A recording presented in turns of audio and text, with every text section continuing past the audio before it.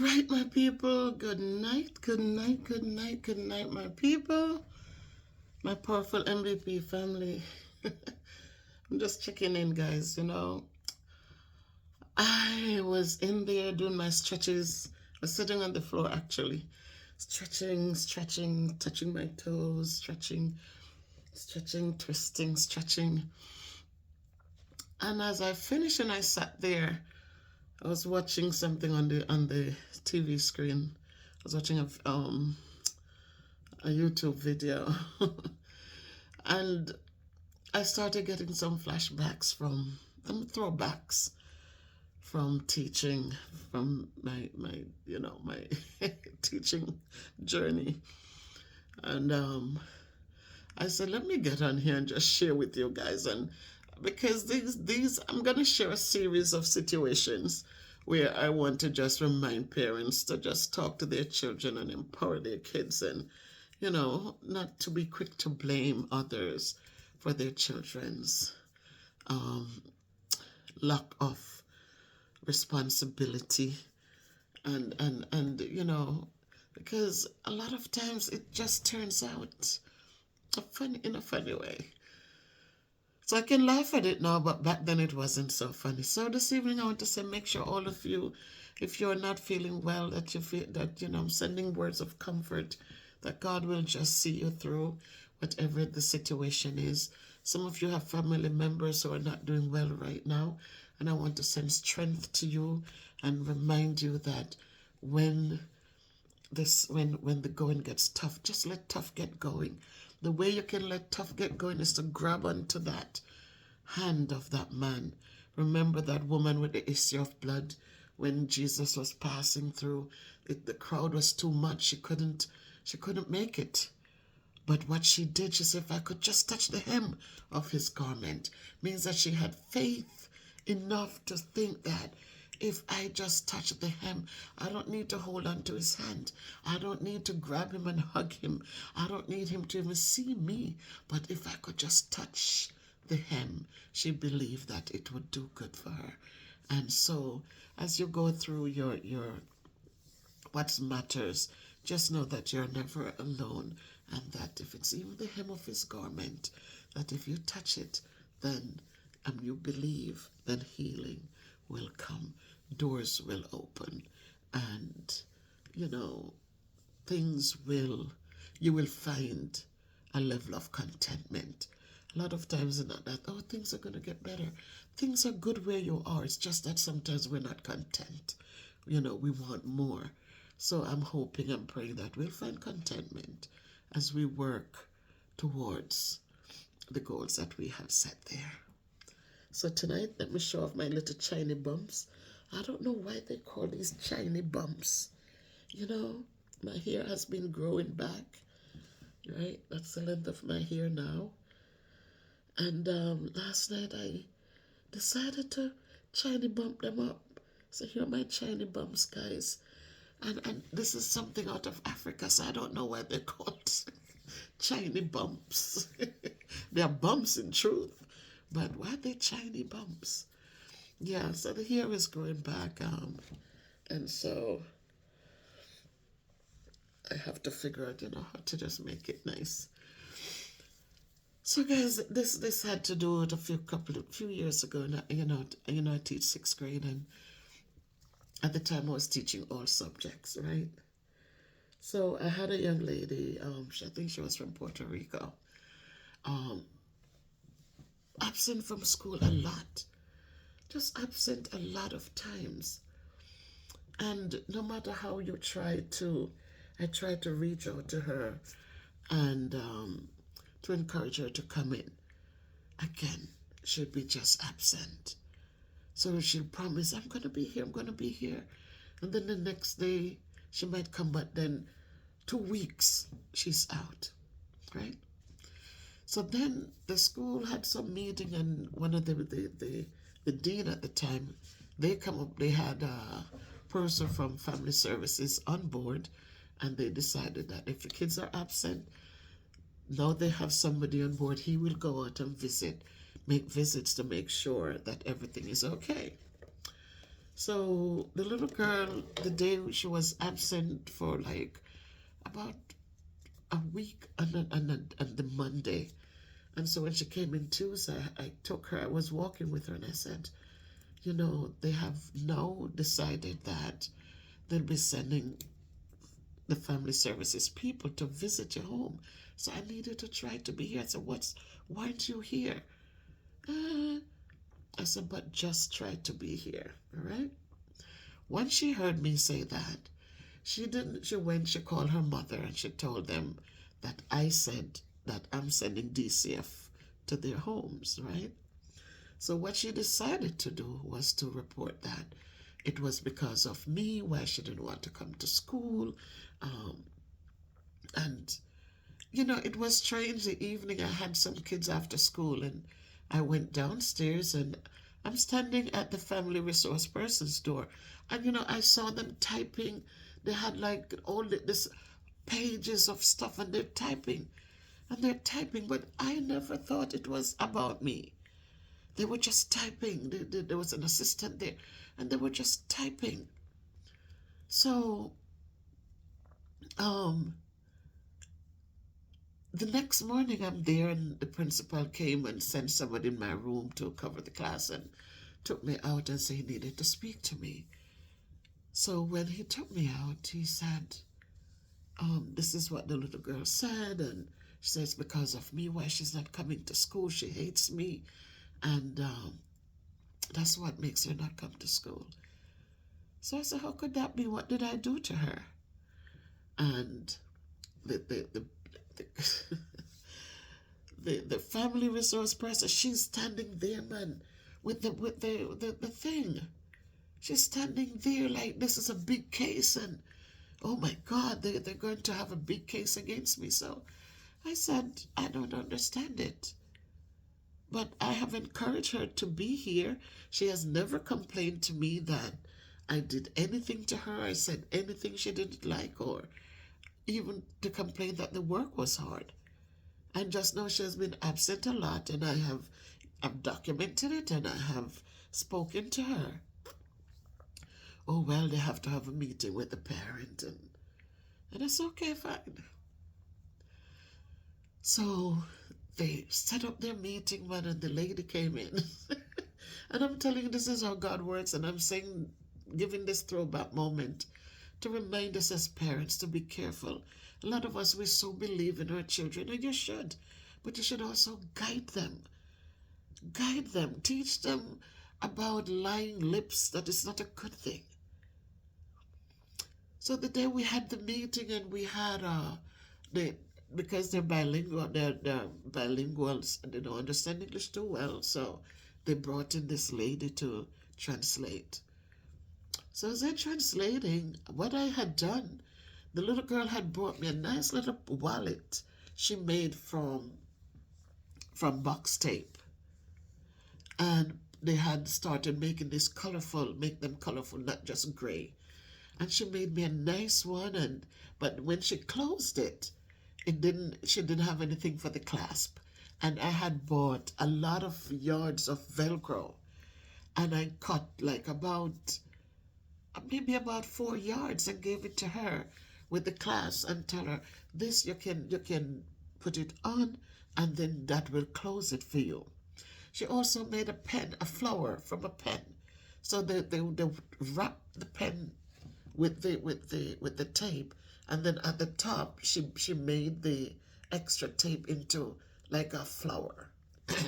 And she brought one of those and gave it to me like weeks ago, like and I had them. And so when we went to the meeting, I think the father came too, the mom and the dad came, and the same woman who was the she was the family resource person. So she's the mediator for the parent and us, right? So of course she's taking the side of the parent. But as I sat there, we were waiting for the translator. She was telling the people, oh, when am I gonna, I'm waiting for my cake, I'm waiting for my cake. You always bring me cake and what have you. So I shook my head and I said, oh, that's how it works. And I shook my head and I said, all right. But I sat there with my little evidence, and the little girl is sitting there and the mom is sitting, she's sitting between mom and dad. So when the translator came, what I also did, she has a brother. And the brother was also absent. He was absent 65 times, right? So both of them, he's in a different class than she is. He's absent. Somebody was able to, I said, tell me about the brother. Has he been present? And they pulled the thing and said, no, he has been out 65 times. I said, okay. So they gave me the printout and I had it. And the lady who was interpreting, when they were talking, Miss Summer Black, she says she doesn't want to come to school because of me and she hates me, and they had her talk and yeah, because I do too much and she doesn't like me and I say things to hurt her, and I told her DCF coming to her house. So I said, I am the one why she's not coming to school. So I wonder why her brother, who's in a different class, is also absent 65 times. Is he not coming to school because of me as well? So the interpreter is supposed to just say to the parents what I said, not to add to it, not to subtract from it. But she looked at me and she said, Mrs. Summerblack, you seem very angry. So the principal said to her, that's not for you to interpret. You're supposed to tell them what she says and and tell us what they said. So the principal got up and walked out, and the next thing I know, he got the custodian, who was bilingual also, understood English very well, and he told the teacher lady to go. He said, you could go. She was looking at him like, what? He says, you could go. Because sometimes, what some of these teachers do, they're very partial. So when it comes to different races, it's like they picked people, they pick and, it's real. So for my teachers who were out last week and you're returning, I pray for you and I lift you up in prayer constantly, because I know it's not easy. I pray for you guys. I pray for you because it's not easy and it's getting worse. So she left and the guy came and they're speaking and I'm speaking. And so when I said, if I am the problem, why is it the brother is also absent? Shouldn't the brother be present? And with his presence, it's saying that, well, he's here, but the sister is not here because of me. How is it that both of them are absent so many days out of school?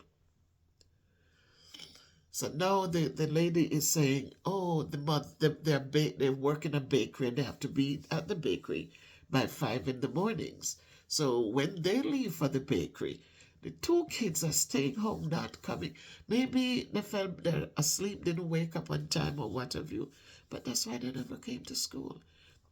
So when they were there, I picked up my little wallet that I asked the little girl, I said, you hate me so much, but yet you made this for me. I gave you Velcro for it. I was so thankful to you, and I encourage you to continue doing these little things because they can become a big business for you. I said, you did this pen for me with these petals on it.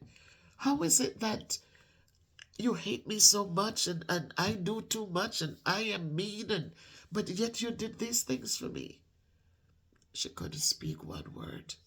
She just stood there.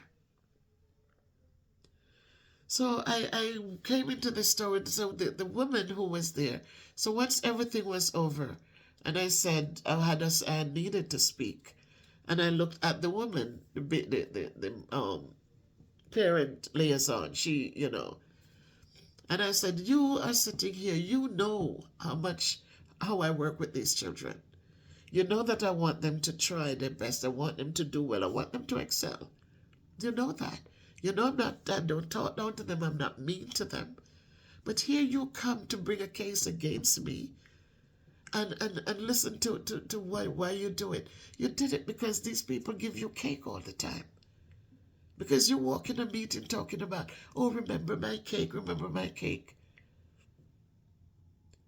So today I was just thinking about it and I said, I look back at life and I said to the parent, I said, let me tell you this, these are your children. I'm not hateful to kids. I love children.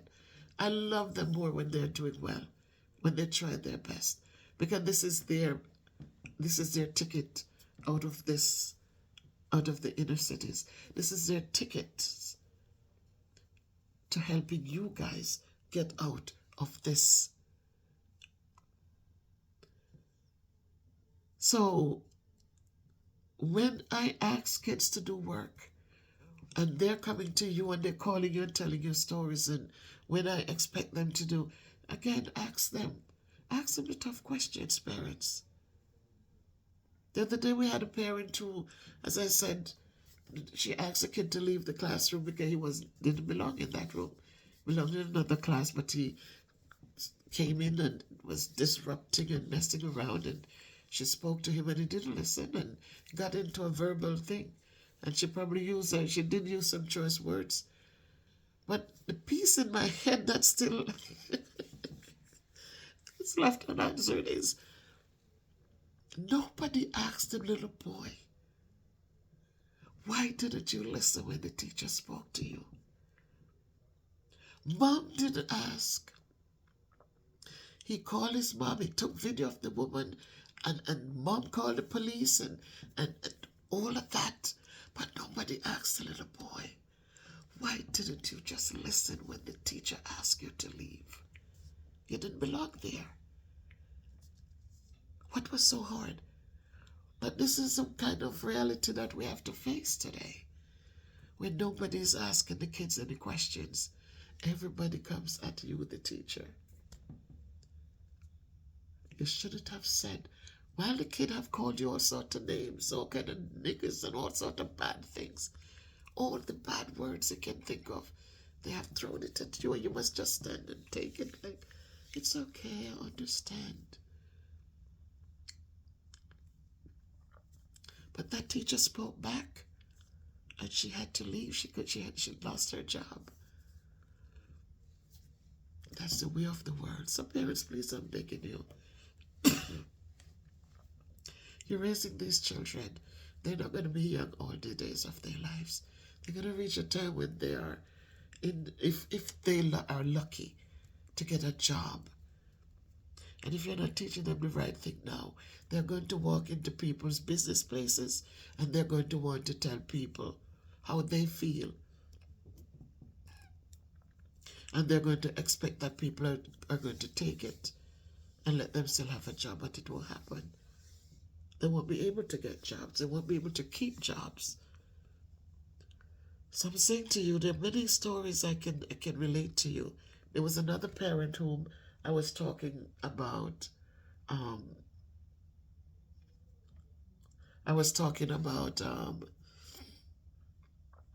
Choosing friends, right? And these two girls are twins, and they came in the classroom, and a little interesting. And I had a little girl there. She was from Jamaica, smart as a whip. When you give assignments, she goes home and she gets them done. She had my number. Her grandmother and I, we had a friendship, teacher-parent friendship, because I was so appreciative of her for taking the little girl here and to give her an opportunity. And the kid was bright and her work was neat, and she was prepared herself for greatness. And these two new girls came in. I think they came in like December, and they came in almost the end of December. Then we had the break and we came back for the new year. But I noticed the little girls start, gravitating towards those two. Mind you, those two will sit there. They were struggling. I think mom had them back and forth, Florida here, back. They were back and forth. So they were very far behind. And I noticed the little girl would one day I saw her up out of her seat going to them to borrow pencils. I said, borrow a pencil? You telling me your grandmother didn't replenish your pencils? I said, where's her pencil case? She had her pencil case filled with pencils, but she just wanted to be around them. So the class, there was something going on, and I said, give me five.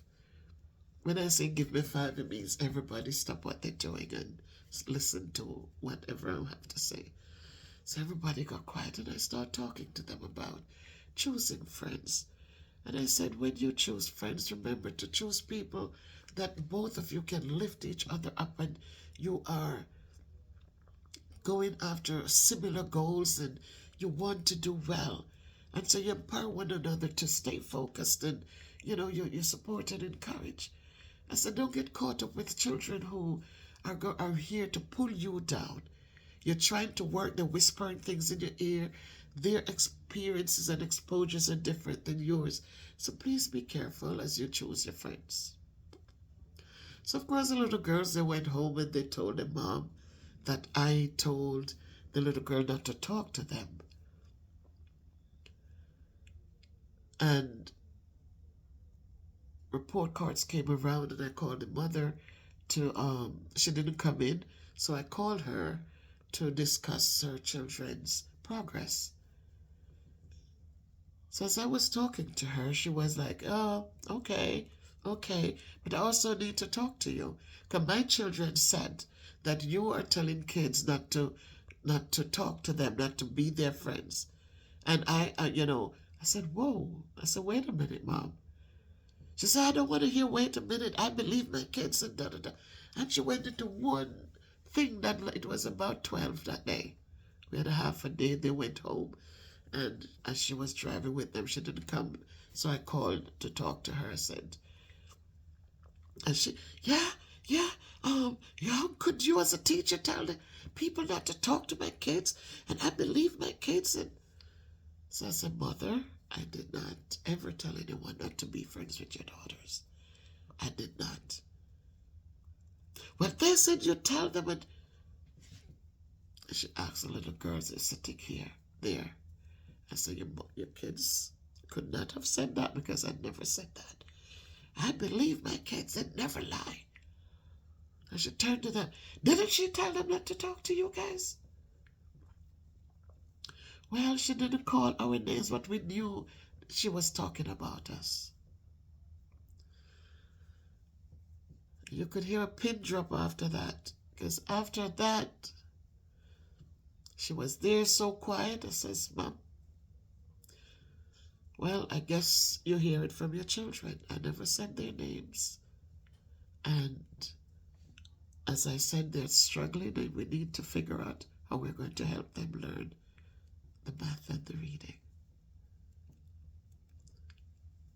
So again, people, we swear for our kids, but we shouldn't, because what they do in front of you, a lot of you see them do the wrong things, but then you try to pretend when you come in public, when they come to school, that they are such great kids. Never had a problem with them. Don't do that. Children are children. And as they grow, when they get in trouble, they're going to lie to get out of trouble. When they want you to be nice to them, when there is a problem and they want to be on your side, they're going to lie on people. So if they come to school and they're not learning, I think they're going to come home and tell you, well, I wasn't paying attention and she gave us the notes and I didn't write it. No, they'll never tell you that. They're going to tell you, oh, she doesn't help us. She doesn't teach us anything anyways. Because that's the norm for them. They sit, they do nothing, and at the end they said, can you help me? I said, where are the notes that you took? Where are the examples that I went over on the board? Bring that to me and let me go over it. They have nothing on the page. But yet they're telling you that you never help them. So just encourage your children to be the best kids they can be. Encourage them, please. Talk with them and let them know that if they're not trying, it's hard for people to help. What do you help with? If you want something to be done and you haven't even started the thing, how is it that you're going to get help? Help means I've done this much and I need you to guide me to the rest of the way. Help doesn't mean that you did absolutely nothing and then you want me to come and start from scratch. That's not helping. That's doing it for you.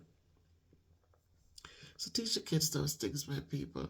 Tonight I just needed, and there are a couple more examples because that same lady who I told you about in the first situation with that young girl, with the girl and the cake, they give her cake.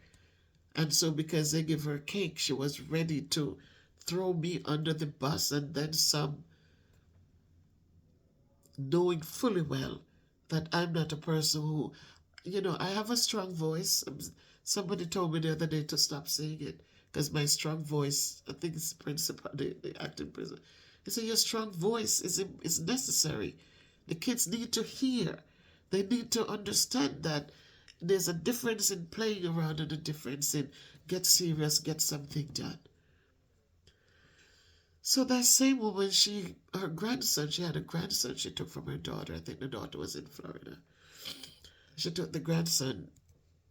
I came in, the new school year started, and all of a sudden her grandson is in my class. So I'm saying her grandson. And she came and she said to me, I had him in another school, and every day I had to go over there. Every day they're calling me, every day. And so I brought him to you because I know you are the only one who would be able to, to do for my grandson. I'm saying to myself, if they're calling you every day, that means this grandson is interesting. So a week in, they had a meeting. The principal, her, because this is her grandson, she's part of the school thing. So I had a meeting with the social worker, and because the boy was a very disrespectful boy, tall, big, but wanted to do what he wanted to do. So he came in, and when you say something to him, he doesn't want to do work, he doesn't want to do anything. And if you say, wait a minute, you need to, he get up, he hits the teeth, get up, walks out. So they had the meeting, and they said in the meeting, I'm looking for help for my grandson. And so I told him that, we are here to help him. And if he needs anything, if he's in the class and he can go to the social worker, go to the principal or go. So I stammered. I said, wait a minute, guys. I am the teacher in the classroom. If when I redirect him, you're telling him that he has the option to walk out of my class, to go to social worker, to go to the principal, to go. I said, so why is he in my class? Because you're taking every control from me. And you are allowing him to do what he wants to do when he wants to do it. I said, that won't happen. If this is what you want, then he doesn't need to be in my class. Put him somewhere else. So the young man is in the classroom, and I'm very cordial to him. I'm very, encouraging him. I said, you can do this, man. You can do this. Just try. I'd give him easier work, and I'd show him what to do. And I said, just try. And I would grade his work and give him, put credit. And the kid is trying. But there are days when he goes off and he wants to, tell you, whatever. And so one day he called me a monkey. I mean, this kid was 2 times darker than I was. And, his grandmother, so when he called me a monkey, I said, maybe you should think before you open your mouth and speak. I said, sometimes we need to understand that when we speak nicely, then it deflects the negative from us. Because you're sitting there calling me a monkey, and I could have said 1,000 things to you right now. So you need to be respectful, and you need to say kind words. I know I'm going to get my grandmother, I'm going to get my mother, I'm going to get everybody come up here for you. I said, learn to speak kind words, you'll be better off. And over time, that kid, he tried, he started understanding that I wasn't there to hurt him. And he started doing work, and tried his best, move up his score. He was like when we did the reading, the map, we did what we call map.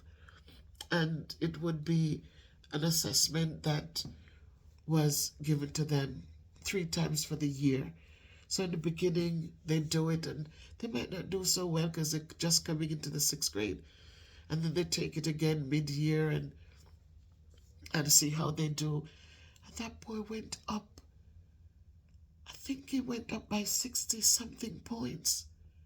Went up, man. And now everybody start. And I continued to encourage him. But he had the things in him already. And it was hard. Because 6th grade is already on the brink for 7th grade. So he's going through the adolescent things. And whoever had him and that became the grandmother when they suspend him. He does things in the school and they have to suspend him. He goes to the gym or he goes to music or he goes where he goes and he gets into all sort of stuff. Tear up people's things and just act badly. And when he comes back to school, brethren, he comes back in brand new sneakers, brand new Nike. And I talked to the grandmother and we had a meeting one time and she said, I said, but he's not a baby anymore. Stop calling him your baby. This is a big boy. He's a grown boy. He's a teenager. He's a teenager in the 6th grade. He should have been in 7th or 8th grade now getting ready for high school. He's in 6th grade. He's 12 going to be 13. He's not a baby. But he's my baby. And nobody can tell me he's not my baby. Once he finished with me, he did make some progress. He left the class, I think, with a C. Then he got to 7th grade. And he would see me. Then she moved him out of the school, put him somewhere else. And when he would come there to visit her and he sees me, he says, I wish I was still in your class. I said, really? Because now where he was, there was no support there. Support I was giving him, he didn't have it anymore. And the grandmother wrote me a letter before we get down there, and when he called me a monkey and I spoke to her about it. I said, he has no right to call me out of my name. I could call him out of his name too. And she wrote a long letter and said, people want her to hate her grandson, and she's not going to hate him, and da-da-da-da. And she did. Okay, it's your grandson. That we can love them and still guide them. And so when he left me and started saying he wanted to come back, he couldn't. By the time he finished middle school, they had to send him back to Florida. He was locked up and locked up and locked up. And she had to resign her job, actually, to move to Florida to help with him because it was out of control. Sometimes when people are tough with your kids, guys, you have parents, a lot of you out there, and dad will say, listen to me, I don't want to see this there again. When you finish with your toys, put them there. When you finish with some. And you mothers, you sit there, you pamper them and you cuddle them. And why you have to talk to them like that? Why you have to yell at them? You make the pit of them afraid for you, make the pit of them. Sometimes you need to be, they need to fear somebody. Because when you sit there and you play with them, and when they get out in the real world and people are expecting them to do the same thing that dad was just telling them to do, what they're going to do is to look for mommy, people like mommy, who is going to cuddle them and tell them, it's okay, daddy too rough, but I don't know why I'm doing them something for, and I'm frightened for. Stop it, because you're creating a big, ugly mess for your child or your children. Sometimes tough love must step in. And we need, when they come crying, oh, daddy said this, and daddy said that, and daddy don't love me. Let them go sit down someplace. So go have a seat and daddy provide food and clothes for you and a roof over your head when you're talking about he doesn't love you. Have the tough talk with them and let them go sit and think about what did they do, why they weren't spoken to with a strong tone. Stop blaming these kids and creating this havoc. That's why they're not doing well in school. They're not doing well in this hard. They don't have backbones to stand up and withstand the storm. So stop it. And if you're a single parent, don't think that they're the only ones who have ever been in a single parent home. You teach them to be strong and you teach them the tough things so that when they go out there to deal with other people, because they're not going to be around you every day, when they go out there to deal with other people, and when somebody says no to them, it doesn't mean they hate them. When somebody they ask, when you, no, not now, they can learn to say, okay, I'll wait, because you have taught them how to wait. So I'm just telling you people the things that will help you to have successful kids. Making them pretty, looking pretty, and have no behavior, no respect, no sense of direction, no backbone. It's not pretty. It's not. Teach them to work hard. I remember one time I went to a supermarket and come in, and my son, I had rice, a bag of rice to pick up, and he picked up the 20-pound bag of rice and, oh my God. I said, oh my God, for what? I said, he's 12 years old. When I was 6, 7, 8, I was picking up more than that because I had to carry water on this head. I had to do a lot.